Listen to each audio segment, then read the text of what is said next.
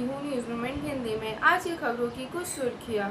খালি 1000 লেকিন কেতো ডস্ট আসছে কেতো সুবিধা তো দিচ্ছে পাচ্ছে না 1000 কিছু মামলা নেই দরকার নাই তো আমরা বলি যে লক্ষ্মী ভান্ডার আমাদের দরকার নাই মানালে যে লক্ষ্মী ভান্ডারের জন্য আমরা এই সিমেন্ট গুড়ি খেতে পারবো না শরীর রোগ বিঘিন হয়ে যাবে কাল দিনে কোন অসুখ হয়ে যাবে তখন আমাদের কে দিবে ক্ষতি কইছে মানুষ তো একটা জীবনটা চলে জীবনটা কে দাম করবে বাচ্চা যেগুলা আছে বাচ্চাগুলা শ্বাস প্রশ্বাস কষ্ট হচ্ছে এইগুলা মানে ওগুলা কে ঘুরে নিতে পারবে না একটা জীবন নষ্ট হয়ে গেল আর আমাদের জীবন নষ্ট এটা অতিরিক্ত বেড়ে গেছে এত ডাস্ট মানে সীমানার বাইরে ডাস্ট চলছে আমরা খাবার খাই করতে পারিনি সরস্বতী পাল মানে এমনি 25 দাঁড়াই গেছে ছাদে তো আমরা তো আমাদের কোনো মতে আমাদের উঠা যাচ্ছে না পুরো এই হয়ে গেছে আদুরি পাল আদুরি हां आदुरी सीमेंट फैक्ट्री तो होते दिया भूल का कहना है कि भंडार के तहत तितुरिया प्रखंड अंतर्गत स्थापित कारखानों से युवक युवतियों को अपेक्षा के अनुरूप रोजगार तो नहीं मिला या लोगों को दिखाया नहीं गया, लेकिन प्रदूषण वातावरण फ्लाई ऐश से भरा पड़ा है। इसकी तो पूछिए ही मत। गंज के बल्लभपुर में दामोदर नदी का प्रभाव नहीं रहा। बालू माफियों ने बांध बनाकर नदी का प्रवाह रोक दिया। महान संताली लिपि ओल चिकी के जनक पंडित रघुनाथ मुर्मू की 120वीं जयंती के अवसर पर रविंद्र भवन के सामने आयोजित किया गया। वर्तमान मुख्य न्यायाधीश ने वक़्फ़ याचिकाओं पर सुनवाई से किया इनकार। पाकिस्तानियों का वीजा रद्द कर उन्हें देश से बाहर निकालने की मांग को लेकर भाजपा का जिला मजिस्ट्रेट कार्यालय घेराव अभियान तथा इससे पहले कचहरी में सभा की। अन्य खबरों के लिए हमारे साथ बने रहें। BBAH, BCAH, BSc, biotech H, DHM, ऋषिस institutes, काजी नजरुल विश्वविद्यालय पश्चिम बंगाल एवं AICTE अनुमोदित महाविद्यालय से संबंध। प्रवेश के लिए कॉल करें 8509276747 9339316820 8389866920। प्रवेश खुला www.risis.ac.in। नया परिसर नई शुरुआत। सत्र 2025 से 26 के लिए कक्षाएं हमारे नई परिसर में शुरू हो रही है। ये रोमांचक यात्रा के लिए तैयार हो जाएं। Knowledge campus, Jiradanga post, Searsole, Raniganj 713358। Please like, share and subscribe and forward YouTube channel News Moment. For more details and for advertisement, contact editor 9563 830285.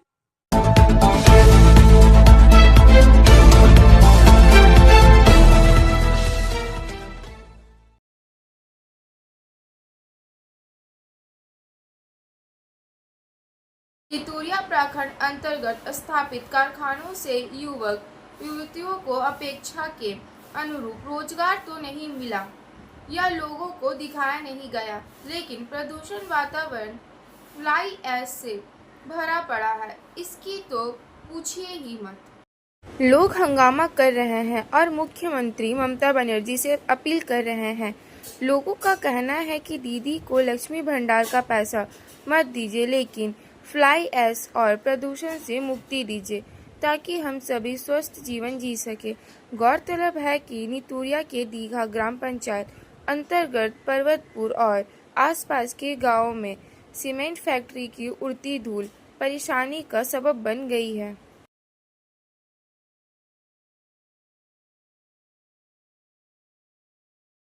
गंज के बल्लभपुर में दामोदर नदी का प्रभाव नहीं रहा। बालू माफियों ने बांध बनाकर नदी का प्रवाह रोक दिया। रानीगंज शहर दामोदर नदी के तट पर बसा है, जहां का मुख्य घाट बल्लभपुर घाट है।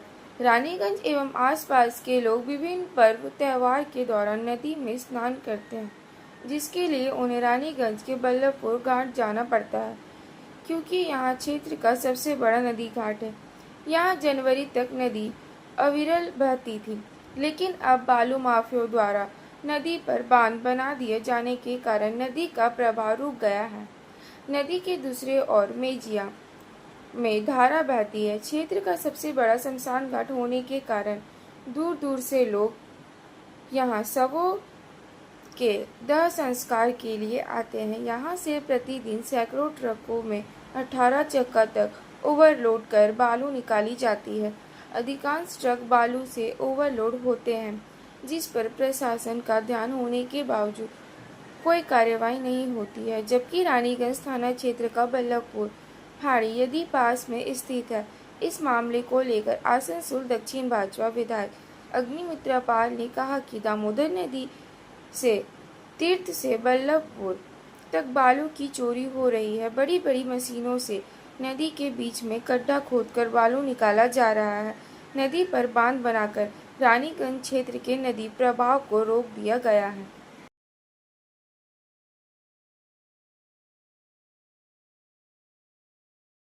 दुर्गापुर में पॉक्सो एक्ट के तहत 4 गिरफ्तार। नाबालिग से छेड़छाड़ के आरोप में पॉक्सो एक्ट के तहत 4 लोगों को गिरफ्तार किया गया है। गिरफ्तार लोगों को दुर्गापुर अनुमंडल न्यायालय ले जाया गया। पुलिस सूत्रों के अनुसार दुर्गापुर थाना क्षेत्र में एक नाबालिग लड़की से छेड़छाड़ का आरोप कई लोगों पर लगा था। घटना को लेकर नाबालिग के परिजनों की ओर से दुर्गापुर थाने में शिकायत दर्ज कराई गई थी। उस शिकायत के आधार पर जांच के आधार पर शनिवार की रात दुर्गापुर थाना क्षेत्र से 4 लोगों को गिरफ्तार किया गया। पोक्सो एक्ट बंद होने के कारण न्यायाधीश ने उन्हें जमानत देने से इनकार कर दिया और 1 दिन की जेल हिरासत में रखने का आदेश दिया। न्यायाधीश ने गिरफ्तार लोगों को अगले दिन दुर्गापुर अनुमंडल न्यायालय के पॉक्सो कोर्ट में फिर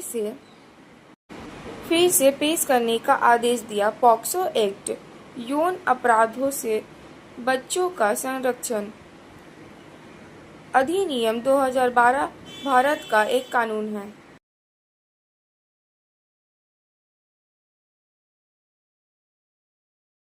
महान संताली लिपि ओल चिकी के जनक पंडित रघुनाथ मुर्मू की 120वीं जयंती के अवसर पर रविंद्र भवन के सामने आयोजित किया गया। आसनसोल अखिल भारतीय समन्वय जनजाति समिति की ओर से कार्यक्रम का आयोजन किया गया। पंडित मुर्मू ने न केवल लिपि का निर्माण किया, बल्कि उन्होंने संताली समुदाय को भाषाई स्वाभिमान और सांस्कृतिक पहचान भी दिलाई। कार्यक्रम के दौरान लोगों ने मोमबत्ती जलाकर और ओल चिकी लिपि में पत्र लिखकर उन्हें श्रद्धांजलि दी। अखिल भारतीय विद्यार्थी जनजाति मंच आसनसोल शाखा के अध्यक्ष गुरदास किस्कू ने कहा, पंडित मुर्मू ने हमारे समाज को आवाज़ दी। ओल चिकी लिपि ने हमें पहचान और गौरव दिया। आज का दिन हमारे एकता और स्वाभिमान का प्रतीक है। कार्यक्रम में युवाओं ने बढ़ चढ़कर हिस्सा लिया। पारंपरिक नृत्य और गीत की प्रस्तुतियाँ, लोक चिकी लिपि पर आधारित प्रदर्शनी, स्कूली छात्रों द्वारा भाषण प्रतियोगिता, महिलाओं ने पारंपरिक परिधानों में सांस्कृतिक रैली निकाली।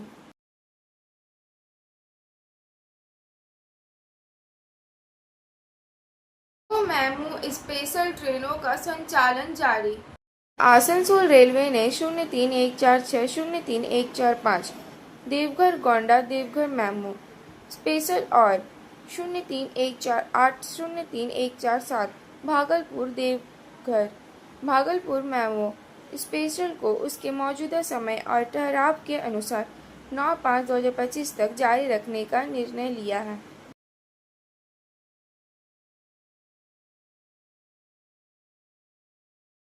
बस दुर्घटना में 2 भैंसों की मौत, 1 गंभीर।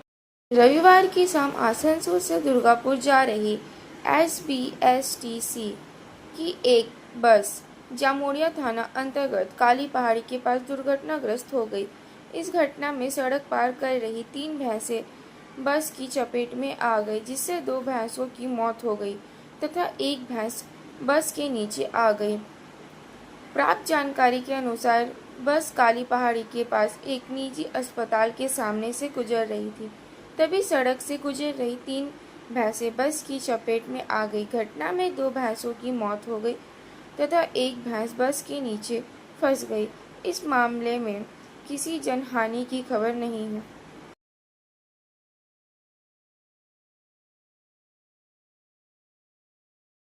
आसनसोल के DRM कार्यालय में सेवानिवृत्त कर्मचारियों के लिए आज की तिथि पर भुगतान रोका गया। नई सम्मेलन कक्ष में अप्रैल 2025 माह के लिए ऑन डेट भुगतान समारोह का आयोजन किया गया। श्री प्रवीण कुमार प्रेम, अपर मंडल रेल प्रबंधक आसनसोल मंडल ने कुल 27 सेवानिवृत्त अधिकारी कर्मचारी, मृतक रेल कर्मचारियों की विधवाओं को निपटान बकाया, PPO, पेंशन भुगतान आदेश, निपटान विवरण और UMID कार्ड, सेवानिवृत्त कर्मचारी उदारीकृत स्वास्थ्य योजना RELHS कार्ड के बजाय सौंपे। इस कार्यक्रम में श्रीमती बब्बल यादव, सीनियर DPO आसनसोल मंडल, डॉक्टर रजनी सिन्हा, DMO आसनसोल मंडल रेलवे अस्पताल आसनसोल और अन्य अधिकारी उपस्थित थे।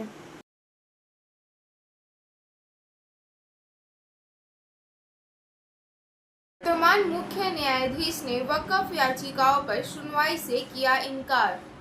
भारत के मुख्य न्यायाधीश CJI संजीव खन्ना ने सोमवार 5 मई 2025 को कहा कि वक्फ संशोधन अधिनियम 2024 को चुनौती देने वाली याचिकाओं को 13 मई को उनकी असम सेवानिवृत्त के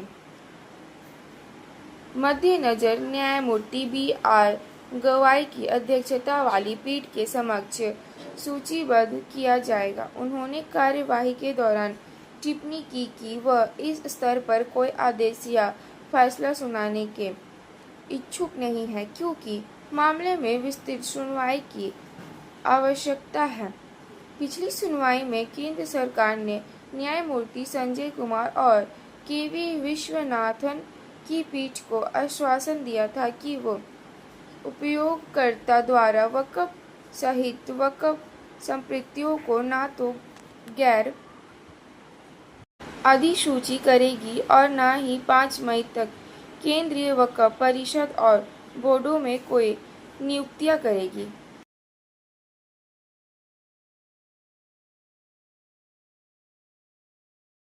पाकिस्तानियों का वीजा रद्द कर उन्हें देश से बाहर निकालने की मांग को लेकर भाजपा का जिला मजिस्ट्रेट कार्यालय घेराव अभियान तथा इससे पहले कचहरी में सभा की। सभा को संबोधित करने वाले गणमान्य व्यक्तियों में कृष्णेंदु मुखर्जी, विधायक अग्निमित्रा पाल, देवतनु भट्टाचार्य, बप्पा चटर्जी और अन्य शामिल थे। আপনার বাড়ির ছোট মা বোনের বল সুরক্ষার দায়িত্ব আপনাদের নৈতিক কর্তব্য এবং সেটা যখন আপনারা বুঝতে পারছেন তখন আমাদের হাত মিলিয়ে আমাদের ভারতীয় জনতা পার্টির এই আন্দোলনে শামিল হন। আমরা দীর্ঘকালীন একের পর এক আন্দোলন আমরা চালিয়ে যাচ্ছি। আমরা চাইব বেশি বেশি সংখ্যক মানুষ, সচেতন নাগরিকরা আমাদের সঙ্গে আসুক এবং এই যে আন্দোলন, এই যে বিধর্মী মানে যারা পাকিস্তান জিন্দাবাদ করে জিহাদি, যারা পাকিস্তান জিন্দাবাদ করে এই জিহাদিদেরকে এক মুহূর্ত এখানে টলারেট করা যাবে না, এক মুহূর্ত এখানে রাখা যাবে না। তবে আমাদের উপর, আমাদের কার্যকর্তাদের উপর একাধিক কেস হোক, একাধিক নন লেভেল সেকশনে মামলা হোক, আমরা এই কেস খেতে রাজি আছি এবং আমি বলি দেশের অখণ্ডতার স্বার্থে আমাদের যদি জীবনও চলে যায় আমরা তাতে রাজি আছি। আপনারা দেখে থাকবেন কয়েকদিন আগে বিরাটি থেকে একজন ধরা পড়েছে, পাকিস্তানি নাগরিক, 12 বছর ধরে আছে, প্রায় 22খানা পাসপোর্ট তৈরি করে দিয়েছে। এই 22খানা পাসপোর্ট কাকে তৈরি করে দিয়েছে? এইরকম আমাদের আসানসোলেরও আনাচে কানাচে খুঁজলে দেখতে পাবেন এইরকম পাকিস্তানি নাগরিক যারা পাসপোর্ট নিয়ে এসেছিল, এখন সে তার ভিসার মেয়াদ শেষ হয়ে গেছে, এইরকম আনাচে কানাচে রয়েছে। তাদেরকে ডিটেকশন করা, তাদেরকে শনাক্ত করা, তাদেরকে খুঁজে বের করা আমাদেরও নৈতিক কর্তব্য। এবং দেখবেন যে এই কাজটা করতে গিয়ে কোনো রকম প্ররোচনায় যেন কেউ পা দেবেন না। আমরা ডিএম এর কাছে যাচ্ছি, মানে আমরা প্রশাসনকে আমরা জানাচ্ছি যে আপনারা আপনার কাজ করুন। পশ্চিমবঙ্গের প্রশাসন তো ওই চটি চাটাতে রোটাস প্রশাসন, কতটা কাজ করবে জানি না। তাই যখন প্রশাসন কাজ করবে না, তখন ভারতীয় জনতা পার্টির কার্যকর্তারা এই কাজটা করবে। আমরা ডিএম সাহেবকে বলবো একটা সময় দেওয়া, সময়ের মধ্যে খুঁজে বের করুন, আর না হলে আমাদের ভলেন্টিয়ার, আমাদের কার্যকর্তারা পাকিস্তানি নাগরিকদের খুঁজে বের করে পাঠানোর ব্যবস্থা করবে। নমস্কার, বন্দে মাতরম, ভারত মাতার জয়।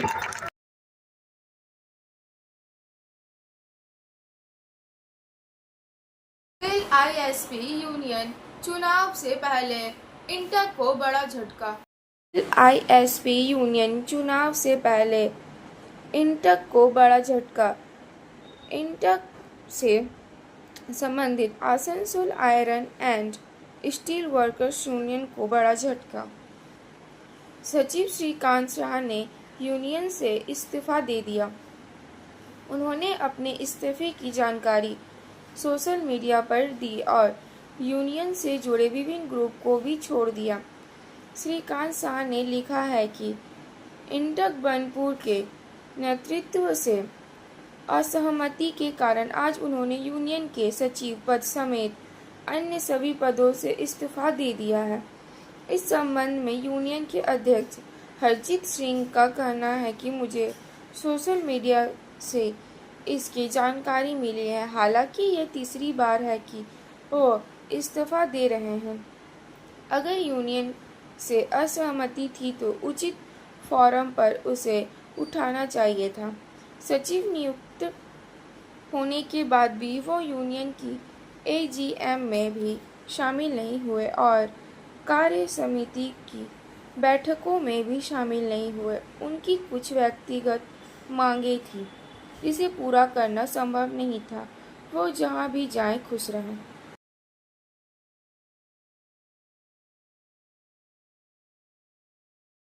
दिल्ली के रामनगर कोयलेरी के डेबूडीह खदान के कार्यरत लगभग 48 वर्षीय कर्मचारी केदार पान हॉल पैक ऑपरेटर की मौत पर नौकरी व मुआवजा की मांग को लेकर रामनगर कोयलेरी प्रबंधन का घेराव कर प्रदर्शन किया गया। बताया जाता है कि रामनगर कोयलरी के डीबोडी खदान में कार्यरत केदार पान हॉल पिक ऑपरेटर के पद पर कार्यरत थे और 16 मार्च को काम करने के दौरान वे बुरी तरह घायल हो गए थे। स्थानीय अस्पताल में इलाज के बाद डॉक्टरों की सलाह पर दोपहर में उन्हें कोलकाता रेफर कर दिया गया था, जहां इलाज के दौरान कल उनकी मौत हो गई। देर शाम सब पहुंचने के बाद रामनगर के महिलाओं ने कोयलरी प्रबंधन का घेराव कर मृतक के आश्रित की पुत्री श्वेता पान को नौकरी देने की मांग की। उसको लेकर रामनगर कोयलरी जीएमजे अहमद व नीलेश कुमार स्थानीय लोगों व विधायक डॉक्टर अजय पोद्दार के साथ कई दौर की वार्ता हुई। कोयलरी जीएमजे अहमद ने कहा कि मृतक के परिजनों को दाह संस्कार के लिए 16,000 रुपये व आश्रित की पुत्री को नौकरी दी जाएगी। अब समय है एसएमएस की मोमेंट का। जीवन XXX है, कल एक्सपीरियंस है, आज एक्सपेरिमेंट है, कल एक्सपेक्टेशन है। इसीलिए अपनी एक्सपीरियंस का उपयोग अपनी एक्सपीरियंस को प्राप्त करने के लिए करें। कृपया हमारे चैनल को लाइक, शेयर और सब्सक्राइब करें और विज्ञापनों और अन्य पन्नों के लिए संपर्क करें 9563830285 और 0341355180 03 पर।